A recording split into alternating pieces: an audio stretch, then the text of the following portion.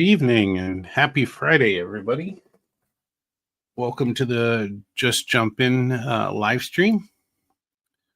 Let me know you're out there and that you can hear me. I see that our first to comment tonight and who gets the cookie is Jimmy Land. Welcome in, Jimmy.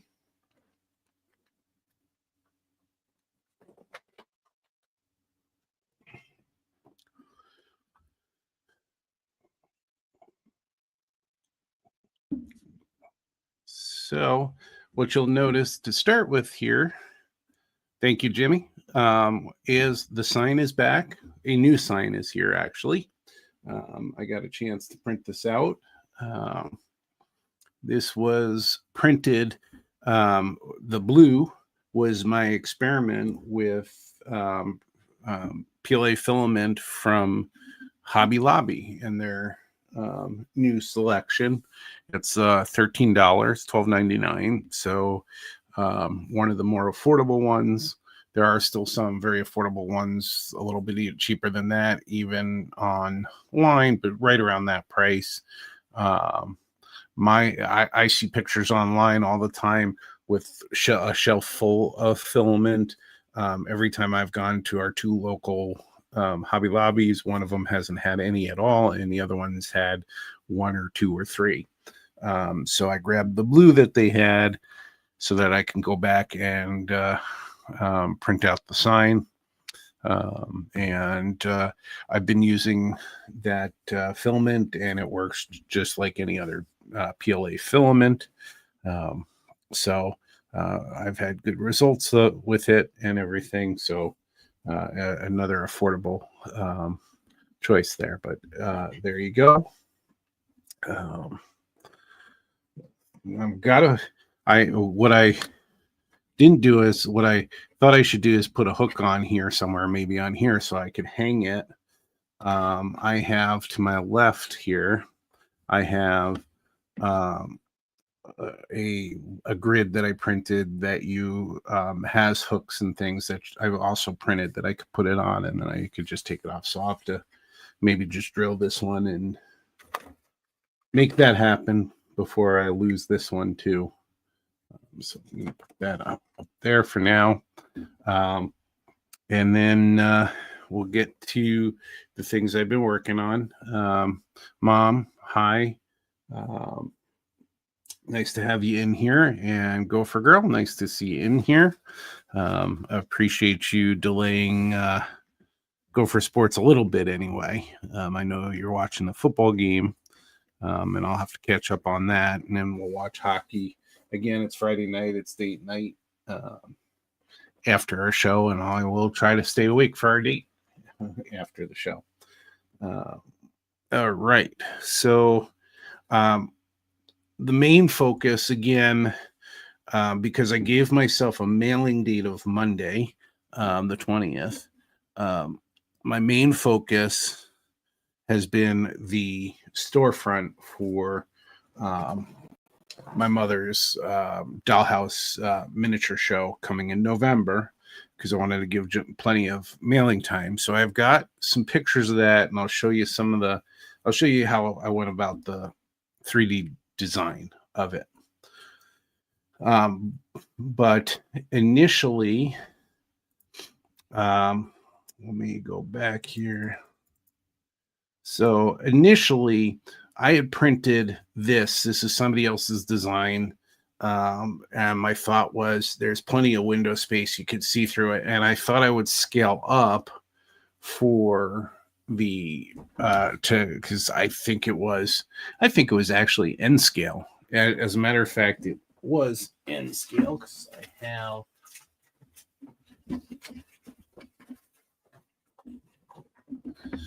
I have the N scale version there, which you can see there. And I scaled it up, but it didn't scale correctly completely on my build plate. And so at the time I was like, okay, that's my limitation. I can't do anything with this. But then what I figured out is, let's see if we can split up the pieces and build out something. And that was the impetus to move forward. Here, the windows are not my design. And so what I was doing here on top of that box was trying to get a see if these windows would work and show the furniture behind, and I think that it did. I think here's a closer version, and I printed a table and a chair, and I printed a dresser, 3 drawer side table dresser kind of thing, to get some idea if it'll work. So you see the dresser in there on this picture, and then you see I printed out this little guy, and I think I showed him on a previous live stream, but he's 6 inches. So dollhouse miniatures are either 1 inch to the foot, which is the standard scale, or what they call half scale is 1 to 24. So he's 1 inch to 1 foot, so he's 6 foot, and that was giving me my reference, because scale is always the question here. So going back to this was the impetus of the design. I needed some windows to get through. I found these windows. The middle window has an archway to it, makes it really nice. So there's no door on my design. It's simply a way to look through windows to see the furniture, and to use 3D printing to kind of jazz up her booth a little bit, like I did with the train table. So my 3D printing program that I use, Onshape, has some lettering. I also went into Canva, which is a really nice design program. I use the free version. There's a paid version with a lot more features. All of my thumbnails are designed in Canva. If anybody's interested in that kind of design and stuff, it's a very powerful tool for business and creators and everything. But I found a font that was close enough to the font that's used on my mother's website, and added that to it. I added just kind of a rounded top, to a little bit of design, and then down at the bottom I added a ledge as well. So again, give it some design, give it some reality. And you can see here, again, here's that ledge at the bottom, and I'm fitting in, that's the rounded window in the middle as I split this up. And I can't tell you how many prints I've done of this. I think I put in 60 hours of printing. When I split these up, I split the floor in the back up. Each one of those took about, I think it was 2 hours and 15 minutes. And these, the fronts, took about 4.5-ish, 5 hours. I think it got, I don't know if I have a picture of it on here, but I had to solve for this middle window and how to get it in place. And you can see here more with that middle window with the arch and getting that fitted and getting the sides together. That was a lot of the struggle, getting the windows the right size, and or getting the wall the right size from around the window. And I don't think I have it here. So what I ended up doing is I ended up in my slicer, for the 3D printer, I combined that middle window with this side, or with the with the other side, the side without the writing. And that way, when they fit together, the other thing I did that you don't see in these pictures is a way to connect these together. I created sort of like dowels or pins.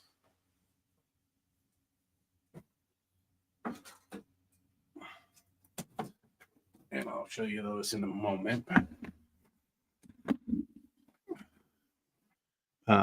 And So two aesthetic things I did. One is, instead of printing the lettering, which was just because it was an oversight and I wanted to get this finished, I painted the letters, just the tops of the letters. So they're jutting out. So they're definitely going to look 3D, and I think they look pretty good with the blue that I used. And the other thing is, I used a texture paint, like a stucco texture paint, to give this a little bit of something. And so you hear me progressing, coloring these in little by little, and I realized you can see the progression of the tape. The method I was using was spattering the blue a little bit, so I ended up taping it up to reduce that, and you can see some of the streaks and things on the paper towel there. But you can see on the left, with it finished, with the lettering finished, and on the right you can see it all put together with the windows. And the idea with these light colors is to make this not be the focus. We want you to look through the window at the furniture, and so that's why I used light color. At first I was printing this in white, and then I decided I was going to paint it anyway or do something, but keep it muted. I used the stucco paint on the white, and it was okay, but it was really, really light. So I went back to the same beige filament that I used for the windows, and then used the stucco paint over it, and it was still very light, but I think it looked better than what it was over the white. I also put, I think, 2 layers on. And so here you go. Here's another picture of the front completed, and a plug to just jump in. But now I also, because I needed a bottom to this to stand up flat, I created a floor the same thickness as the bottom of this, and so I'll show you that in a second. Hey Randy, welcome in. Hey Tom, and Ken, welcome.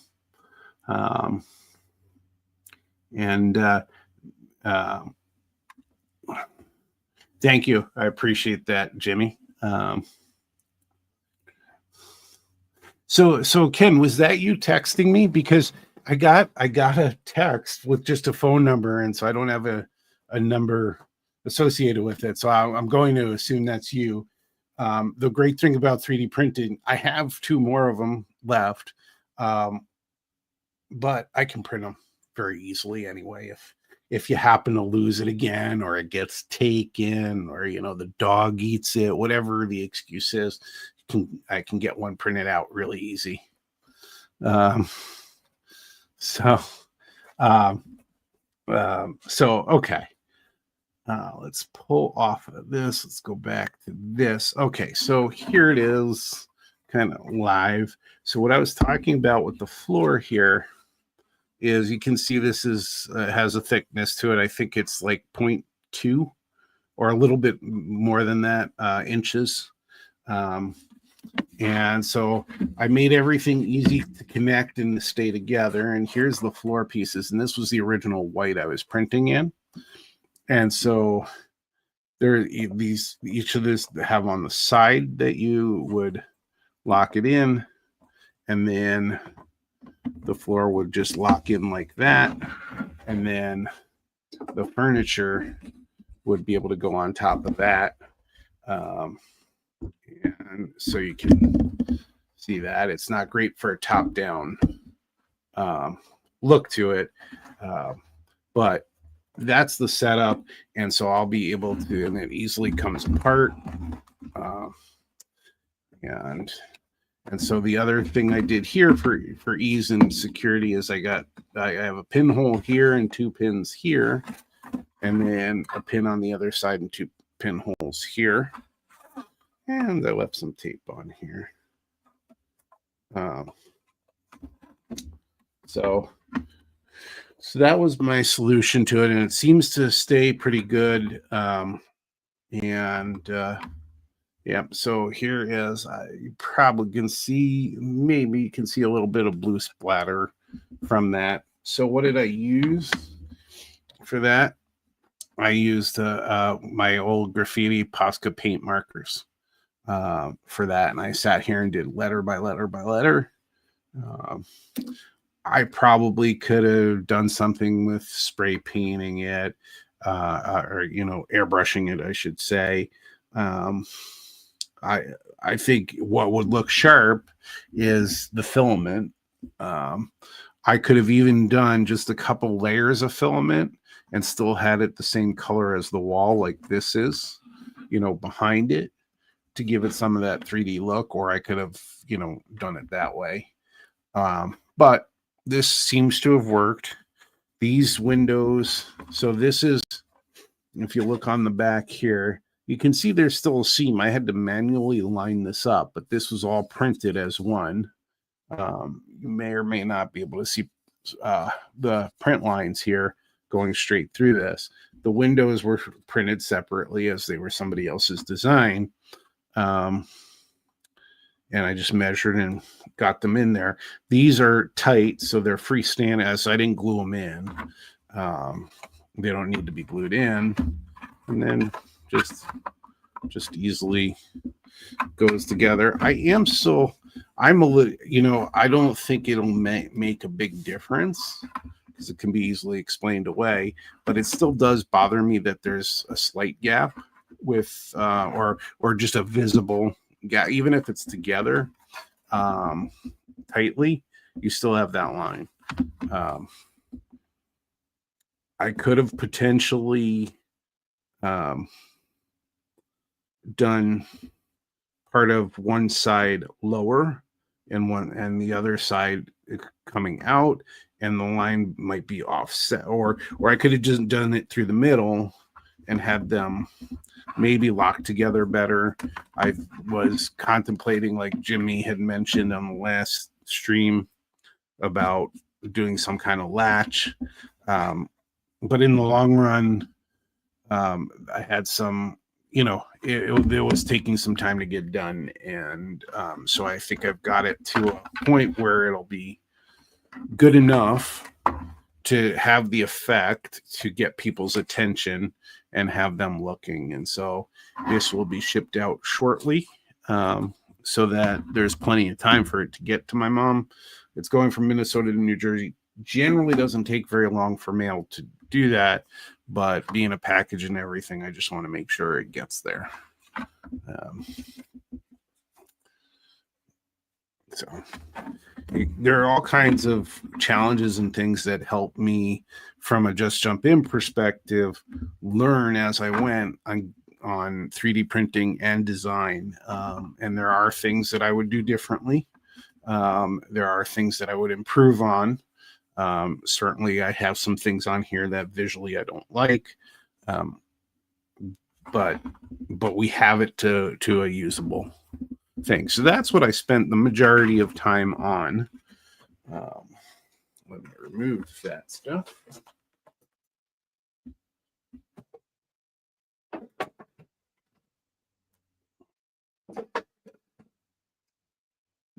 So the other thing I worked on at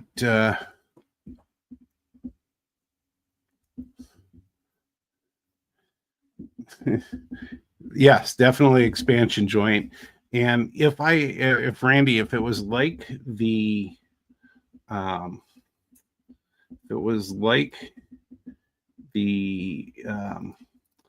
inspiration right here, if I had the design abilities here, you can see it would have been easy maybe to break it up like this and have tiles like this and hide that gap that way. But again, that would take more time. more design practice and things like that, and that'll come with time, I think, as my design gets better. And you're welcome, Mom. I'm actually glad you challenged me. You give me these ideas and challenge me to them, because then it's going to expand my abilities, because I'm going to go for it and figure something out. So much appreciated on that.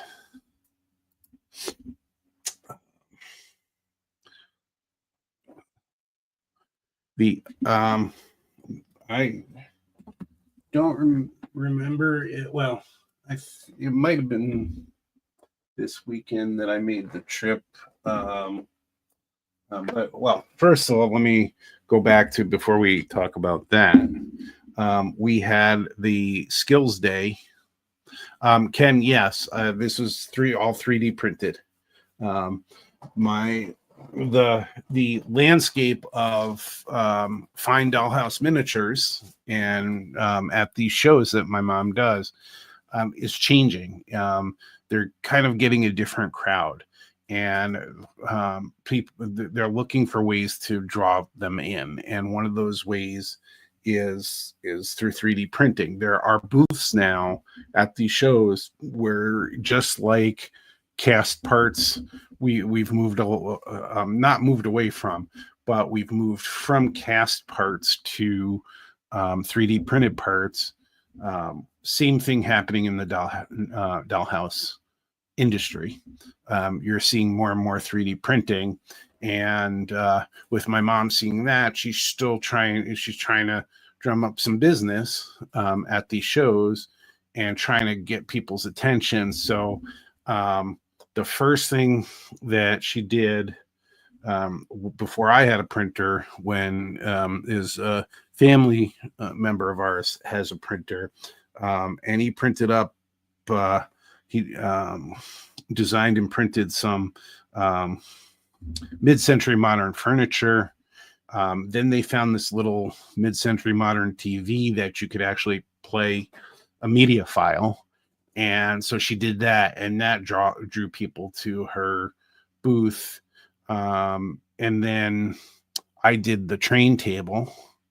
And that drew a lot of people. The nostalgia of the childhood train table and everything drew a lot of people to her booth again. So we're trying something different to feature some of her fine furniture she has by just creating another different display.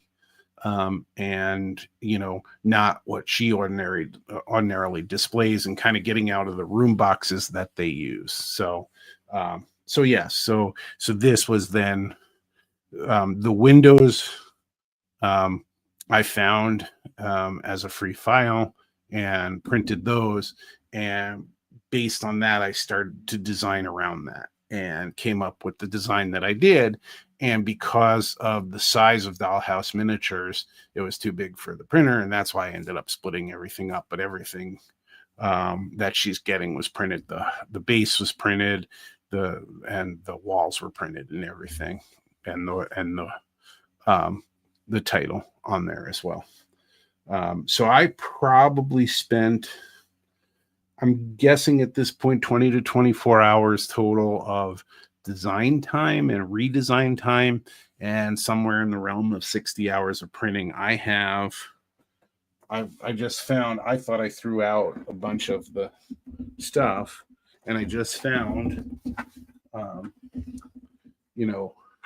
other, here are two versions I printed before. So this is 5 hours of printing, or 4.5 hours. This is 4.5. So that's 9 hours of printing just between these two.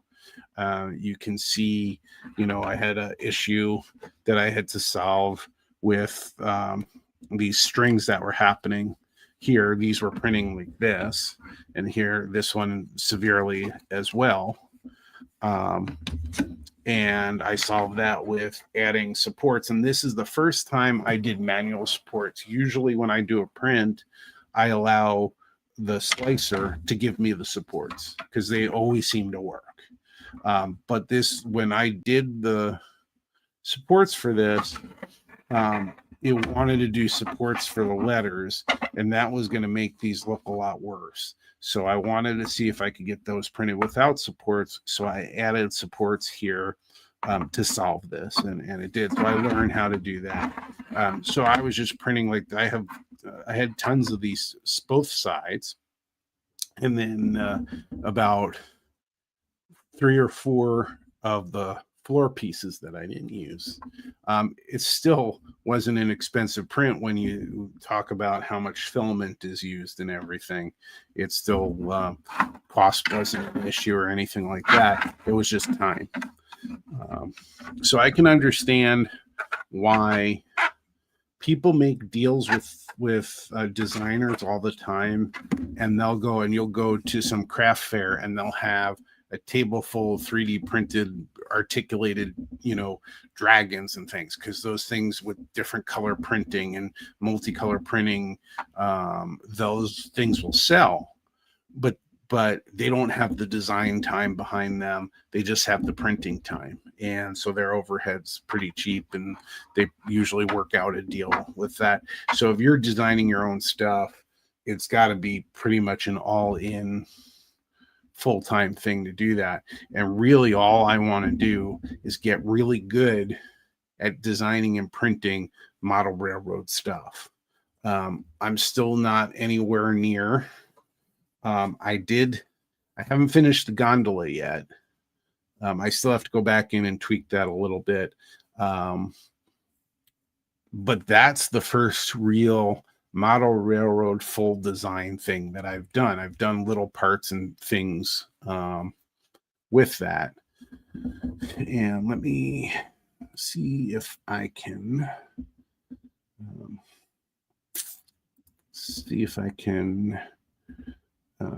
share my screen, because I want to show you.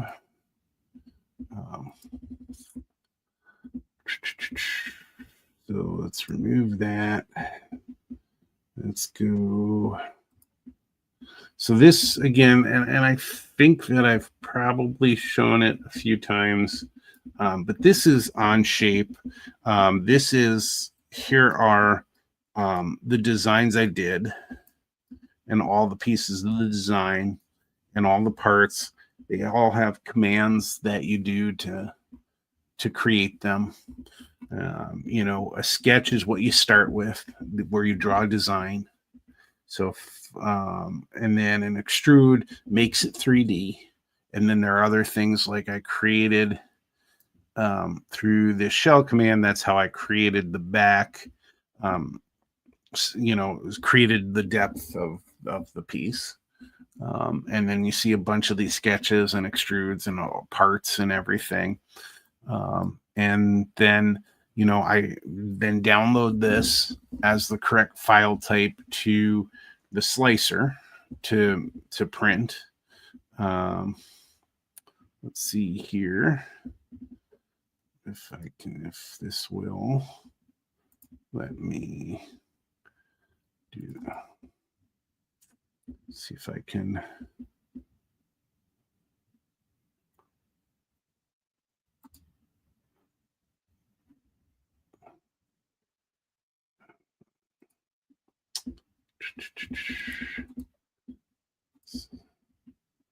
I'm gonna share the screen here, and we're gonna go to window.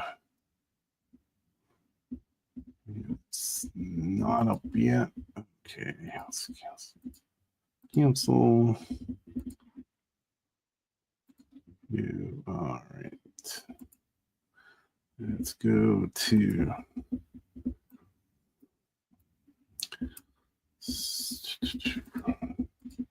So right now I'm actually printing something.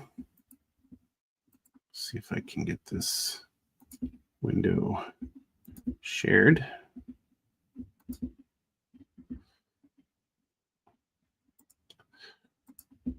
So this is the for the bamboo printer. This is the slicer, and on here, this is your build plate where you do the slicing. And then you have the ability to preview it and set different parameters up and tweak it the way you want, add the supports like I did on there, and then you can track what's being printed. And right now I happen to be printing something to hold some of the larger bottles of glue and things that I have. I'm trying something out there, but this is the tool.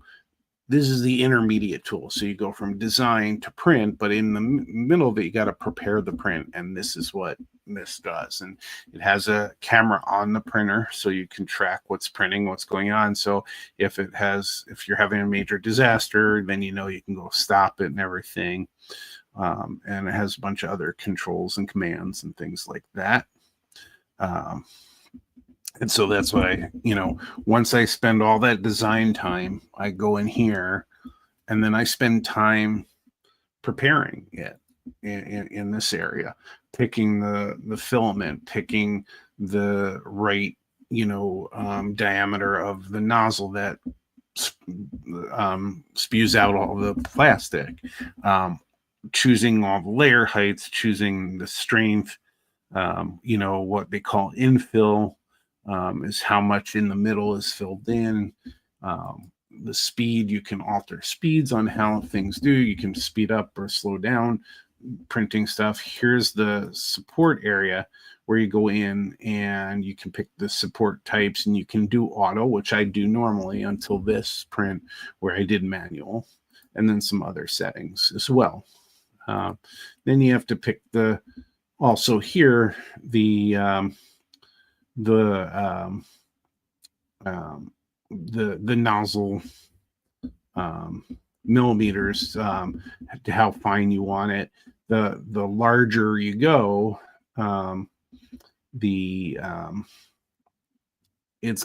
you're gonna see greater layer lines. The smaller you go, you're gonna have a finer print. And so the most common one I use is this 0.2 millimeter standard. Has the most optimal speed and design. And then when I want something printed fine, like the windows were printed extra fine on here, where the structure was printed at 0.2. So just kind of a little insight into the process for you. So I'm still cleaning up all of these, and I thought I got them all, but those are, I don't have use for them. They're not easy to break up and use. It's not like styrene, which is more malleable and you can do more with. So outside of that, I did a little bit of work on the article for the Sculptamold, but one of the things I picked up from Scale Model Supply to try out was Vallejo's water effects. And there's a bunch of different companies that make water effects or still water, or effects that create rapids, or you can use two-part epoxy. There's all kinds of ways to do it. I use the Envirotex Light two-part epoxy in the past.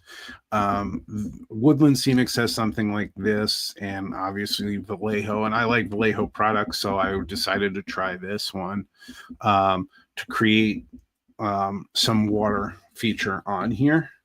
And then I picked up this tan green or hemp Model Air. So their Model Air, that's designed for airbrushes. It's already thinned out for you. And it's only a couple of drops, and so it's even hard to see on here. And so we'll see. Well, let's use the zoom here. It's not very, unfortunately, it is not focusing. I don't know why it's not focusing. But I mixed like a drop or two of this with the with this water. This is actually called still water. And so it'll your calmer stuff. So what you would normally do if you want rapids or moving water, you would buy like a medium to put over top, and then you'd paint that medium with a little bit of white. I didn't do that for this. I wanted it nice and light. It's hard to see in this camera, unfortunately. Now if I nope, neither way is working for me today, and I don't know if that's the internet or this camera. But I put a stream of water through here and into here. I also did some very light brush, like bushes or ground foam around, just to practice. This wasn't needed for the article that I'm working on with the Sculpt-A-Mold. And then I put some through here and some, I had a grass tuft that I put down in there as if it's growing through the water, and a little bit of the water texture. So I'll have better pictures. I'll have video. I'm going to do a video with this as well, from all the stuff that I captured. But it's mainly for my primer article for the Fusey, which is our regional publication. So turns out that this not bad. I liked using it. Again, it's Leho Water Effects. It's an acrylic product. It's called Still Water. It's 26.230 if you're looking for that. And this tan green or hemp is 71.023. Let me see if I have these.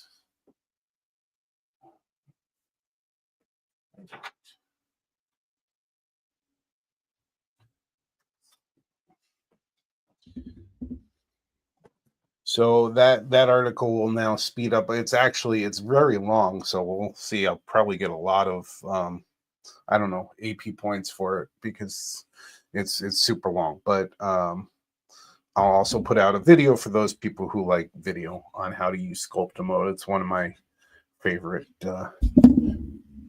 mediums for doing scenery work. And then the other thing that happened was my favorite event in that the Twin Cities division does, called Skill Days. And we had 4 stations. One was weathering. We usually always have a weathering because people really want to learn that. We had a station where we have one of our members is really good with programming decoders, and so he was helping some folks out. It's actually been a popular one, and we even had 2 people show up who are not actual members of the Twin Cities division who showed up for help with that. So that was very successful there. We did have 3 total people who came that are not members of who we were, of course, trying to recruit. And we also had one of the ones that I really wanted to do, and Jimmy, who's in the chat here, was kind of the leader. So these things are not clinics. Everybody contributes, but we sort of have a moderator kind of get things started and talk about their techniques and things. And Jimmy was super helpful with that. Let me see if I can get some contrast here. So now he was painting N scale figures, so like forget about it. I would never. But I have HO scale figures, and so he helped me. I got through a 1 whole figure. My goodness, this thing is not doing well with its zoom. Let's see if this is a terrible zoom. I'll have to see if I can figure out why it's that way.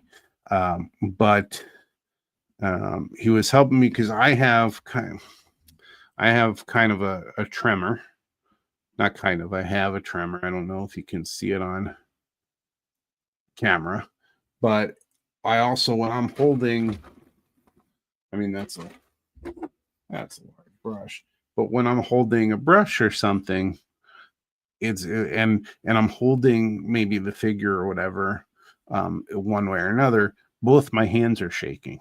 And this is not a good brush to kind of show that, but if I'm trying to get a detail, my hand slips all the time. So I was trying all kinds of things to keep my hand steady, and I was able to do a decent job with this. He had some nice colors in there. I like this color. It was kind of like a sky bluish kind of color for jeans. That's terrible. And then this nice dark blue. This is not black, actually. This is like it was like a very dark brown. I use that for the feet and everything, but I've always stayed away from it because I always knew I was shaky and everything. And I would never put figures I painted up front on a layout, but I have this whole box of, not box, but this whole tray of these figures. I even have so when I did the cab car, I actually bought figures for seated figures, and there are some seated figures in here that I certainly could use, but I would never put these up front. Let me show you. This is from an old Woodland Scenics, I think, figure package. And I'm not sure what their process is for painting, but it's about 1,000 times better. So this is something I would put up front. The first building I bought these old folks, a package of the old folks for from the first build I did. First craftsman kit I did was a general store, so that's why I have her. And again, I know it's going to be hard to see here, and focusing these in. The camera's pretty out of focus, so I apologize for that. But definitely this one would go up front. This one would go somewhere, not necessarily off camera, but in the back of the layout using that 3-foot rule. But I really thank Jimmy for his suggestions. He had some cool tools that he used for specifically that, and we all zen and have things that we like about the hobby that keeps us going, and maybe we're having a tough day, and so we just want to sit down for a little bit and do some hobby modeling. And so for Jimmy, that's what he does with this.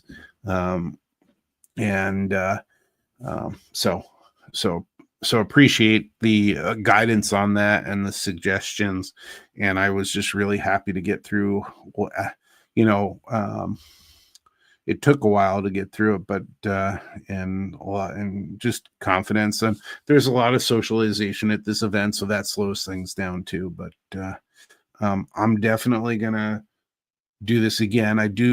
When I was at the hobby shop, I saw this color that we use for the jeans there, and I didn't pick it up, and I should have, because I put a lot of these people in jeans that not a lot. I put the ones that I could.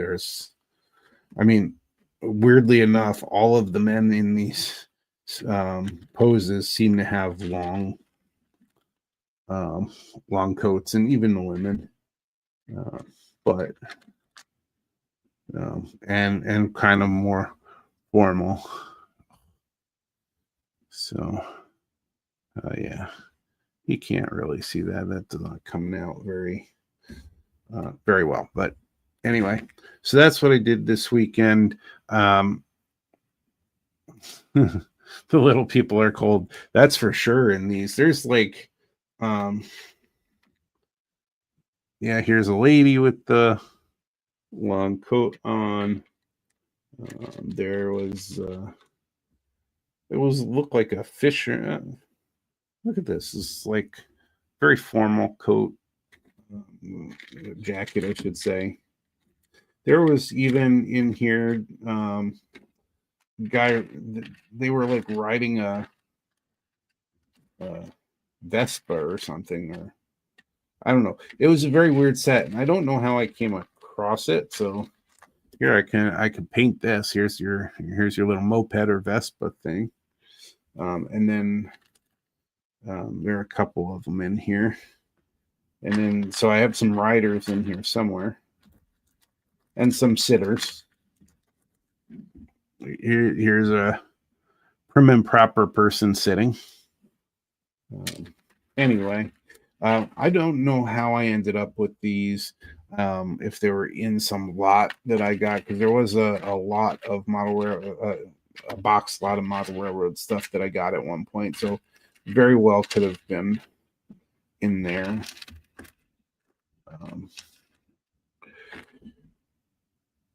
So here is, I don't know if you can see this one. This one has a lot of problems with it, with the paint coming off and the paint all over the place. I actually was putting this person in a diner that I built, and this one was not great looking. Again, it's hard for you to tell because it's blurry as all get out for some reason. Anyway, enough said on that. That was another very good event. I can't wait for the next one that comes up. I know that there was talk, we had some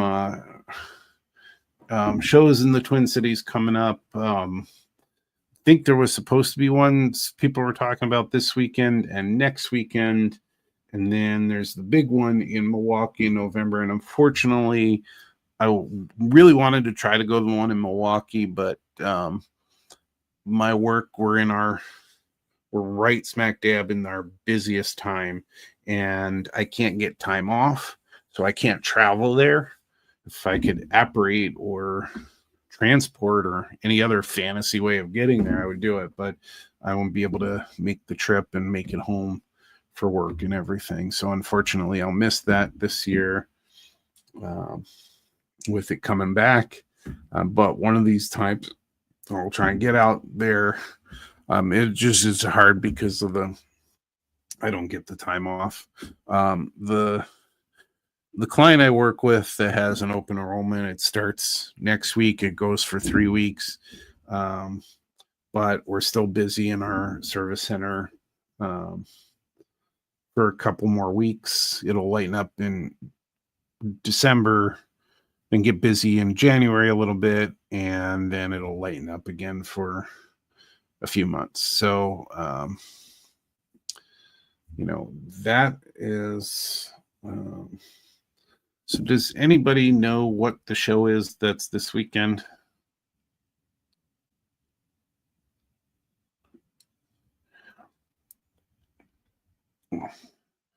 Jimmy, that's like, was that one 8 hours away or something like that from the Twin Cities? I thought I looked at that one I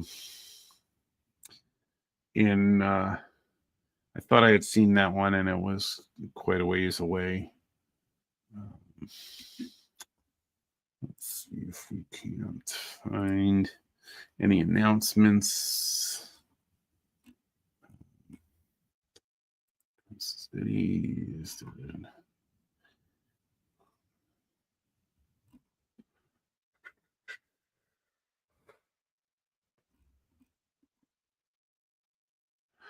Well, looks like a new crossing gate is out as well.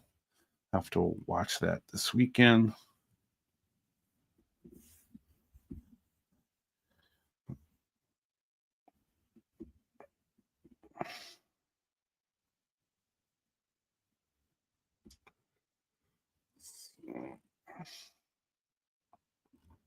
Thanks to Greg Dahl, he called out the I printed for everybody. I tend to print little tools that I like to use for for everyone and in the division. So as a perk for coming to the meetings, and let's zoom out. And so I printed this little guy because the huge thing about this gadget is it gives me um, a flat surface to sand. Because if you're going and you're trying to stay flat, but you're just using a piece of sandpaper, it's never flat because it's using the pressure of your fingers. So I said everybody should try this. The last thing I printed for people was where did it go? I put stuff away and then I can't find it. That's the honest truth. Oh, here you go. I printed this out, and it's a microsol microset holder, and it's in any of their products because they come in these bottles. But this never, I lost a whole bottle of microsol at one point when I knocked it over and wasn't fast enough to grab it up and everything. Since I got this, I haven't spilled at all. And so I printed this for everybody. It cost me next to nothing to do. So I thought, hey, I could afford that, and printed one for everybody in one of the meetings. I handed them out. The same thing with this. I just personalized it a little bit, put TCD for the Twin Cities division in the middle there with the slicer that I have for Bamboo Labs, and printed those out. I'm trying to find what I did with that little box because it's a little fancier. It's blue. I used the that Hobby Lobby filament for it. Then I used some green that I had.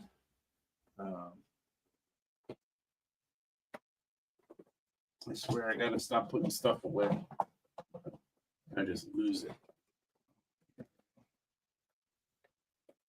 But I use this all the time. I still use other sanding materials and stuff, but I use that all the time. So let's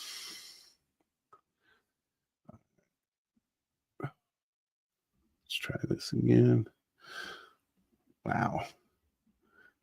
There we go. So just personalized it a little bit, had some other colors, and these simply lift up. You take this piece off,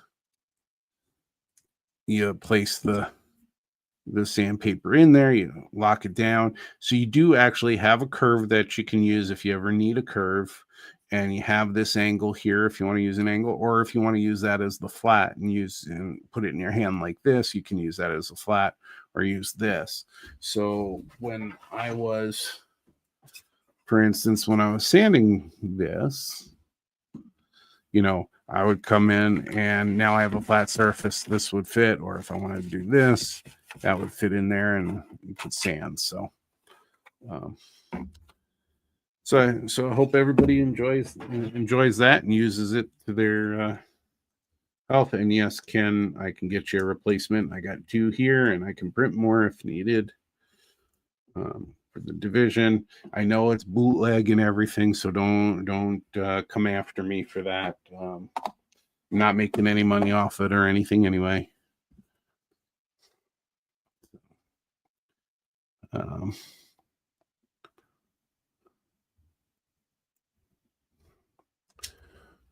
So Mike, welcome in.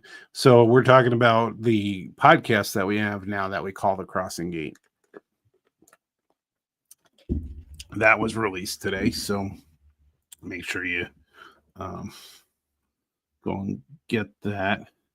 Yep, so it's Woodbury High School, the Newport Model Railroad Club Flea Market.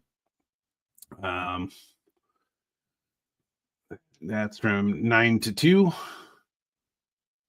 tomorrow. Admission is $5 per person. I probably will go, but you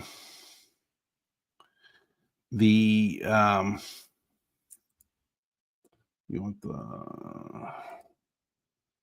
Wait to it. Let's see, where is it? Let's see, copy the link address here for you, Mike. Let's get that in there. Let's see.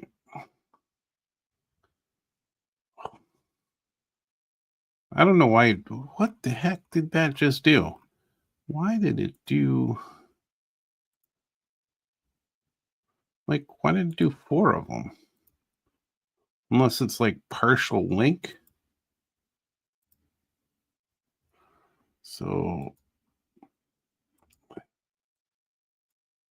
let me know if that actually works for you. If you link from it. It's also out on Facebook. There's a Crossing Gate podcast group, and it's also in the Twin Cities Division um, uh, Facebook group. And you can get it on you can get it on a number of podcatchers as well. So, let me know if that link works for you, Mike. But back to the Woodbury show. So I was actually pretty disappointed in the last show. The last show at Newport really didn't have a lot of vendors or people selling their stuff. And I tend to get stuff from people just selling off their materials because I'm always getting building materials. Like if somebody has open packages of styrene, I'm all over that because it's cheap there and everything. And the other thing we have is we have a number of the same vendors that visit each show.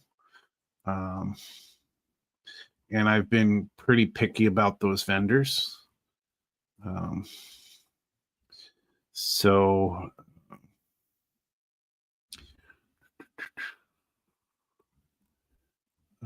just checking there. And then on our website is the other show that's the following week. There's information on the tcdnmra.org. Go out there. Go out to calendar. Okay, so the Newport show was added there, so there's information there on that. Then the Great Train Show in Shakopee at Canterbury. That's the following weekend, the weekend of the 25th. If you're an NMRA member,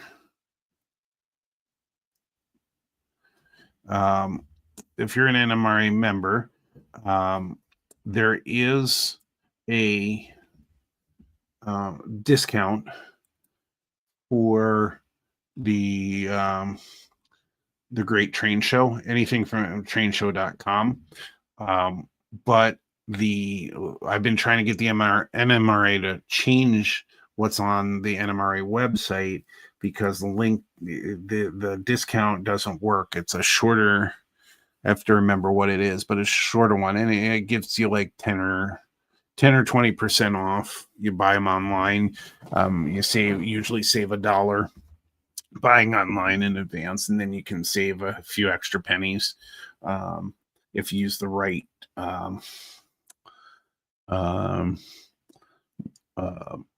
code. But I've between the guy who runs it now, what hasn't, and this was a couple of years ago, so it may have been the different guy who ran it before he sold.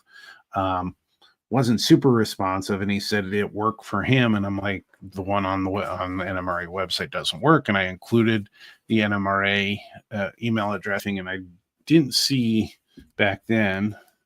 I didn't see an update on that either. So if we go to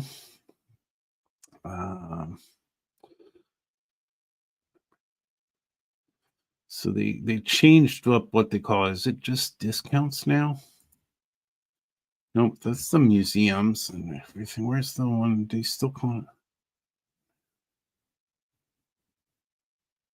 Member, is it under membership benefits?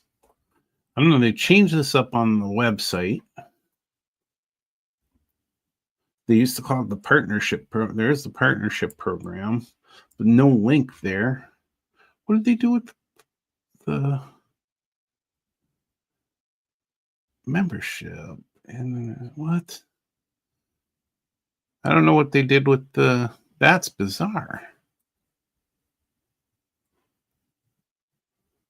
That I don't know, maybe they're working on it this week or something. I don't know what membership benefits, membership home. There's the home. Well, that's weird. There it is under benefits. Then you got to go all the way to the next page.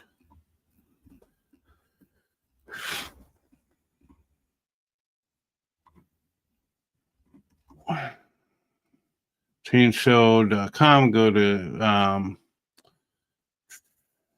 discount apply. So they say apply NMRA 20. So when I tried to do that a number of times, and I've done it every year since I made that stink, and they haven't changed it on the website, but I think it's just NM20 maybe. You could try that to get your couple cent discount on that as well. So,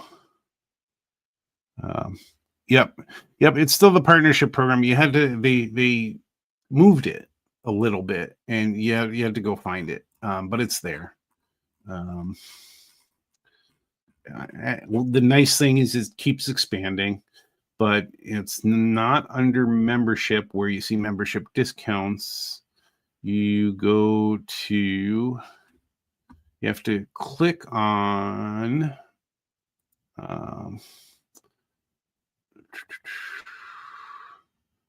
you click on membership home, which has the old home with the watch and the video library and everything there, and it has the e-bulletins and the president's car. Then it has the old menu there with the benefits, and you drop down, and then you get to the partnership. So whatever they're doing to work on it, they're doing to work on it. I give them that. They just keep working on it and get it right. But yeah, it's still out there. I still like it. There are years where I get some discounts, and it really cuts into the membership price. And there are years where I don't use those vendors as much, but it's still there for you to use. But just a word of warning on the Great Train Show: if you're trying to use the discount, I think try NM20.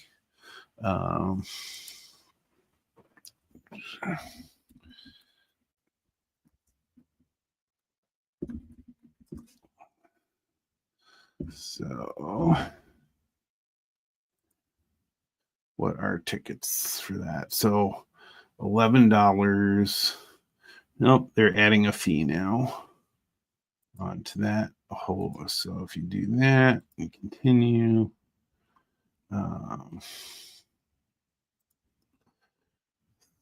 here, if we do,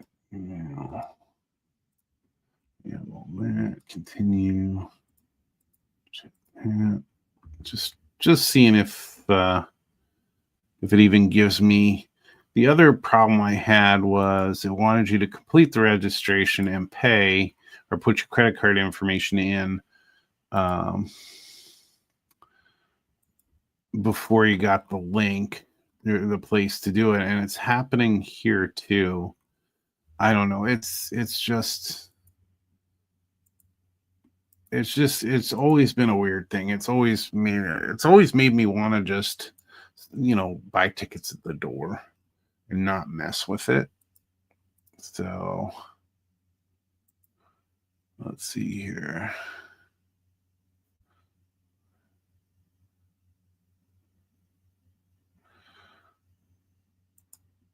So they're saying Sunday tickets are no longer available. That's very weird. I wonder if they're just not charging for that anymore. Or... Yeah. Yeah. Anyway, so it's been a struggle. So I don't love dealing with that. But I may go to that over the Woodbury show. I don't know if they said how many vendors, although I can never tell how many vendors really are there, and I don't count up the vendors or anything, but doesn't really say a whole lot other than stuff that you can find there and test track.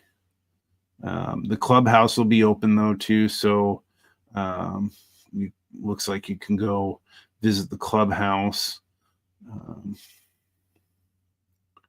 So yeah. So Ken, is that the place we get the donuts?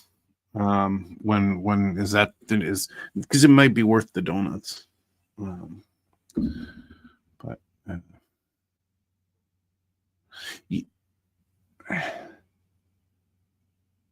yeah. Yeah, Jimmy, it's 11.64 because they add that 64 cents on now charge for, I'm sure, for credit card use, I'm sure. And so yeah, and one year I did go back. Oh, that's North Metro. Okay, thanks for saving me on that one. Oh, I did go back one time on the Great Train Show on a Sunday, and I was looking for something, and I hem and hawed all Saturday, and I went back on Sunday, and I don't know if I went back late on Sunday or something, but the vendor had packed up and gone, so I missed out on whatever it was. But it wasn't enough to convince me until Sunday anyway. So yeah. So that's what's going on in the Twin Cities.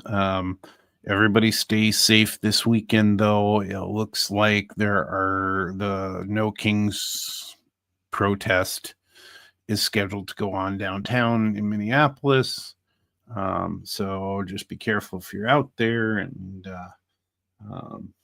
everybody, enjoy your weekend. If I do go, I hope to see folks at the event at the show this weekend. I'm up early, so I tend to go when it first opens, and I know a lot of folks get there a little bit later. But if I do see anybody, I'll say hi if I'm there. But everybody, have a good night. Remember to just jump in and try something new. You never know, you may like it. Have a fantastic night, everybody.